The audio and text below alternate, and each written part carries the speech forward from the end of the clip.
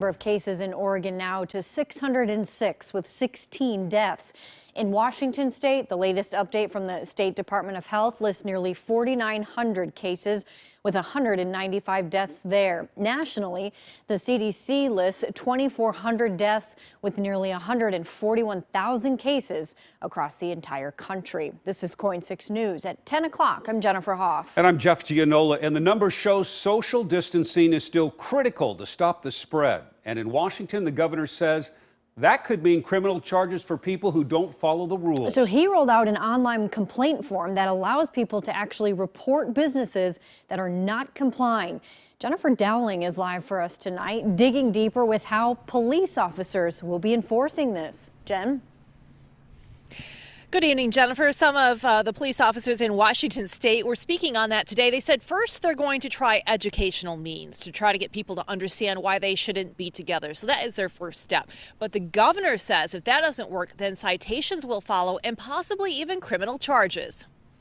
In some of the areas in the state that have not had many fatalities yet, people have just not seen the mortality associated with this enough to really be committed to follow this order, frankly, and hunker down. The state of Washington has rolled out a new website where people can report businesses in violation of the governor's stay-at-home order. So we're seeing some more compliance in the central Puget County core area where people have seen their neighbors die. In some other places in the state, they haven't really seen a lot of that yet, but it is coming. Inslee says the state will take action against businesses violating the order first with warnings, then fines or revoking a business license. If that doesn't work, cases could go to the state attorney general's office for civil or criminal charges. We can all be leaders on that. Meantime, some cities are setting up their own online systems to report violators. In Bellevue, Washington, city spokesperson Megan Black says you can download the My Bellevue app on your phone and drop a pin to report where inappropriate gatherings are happening.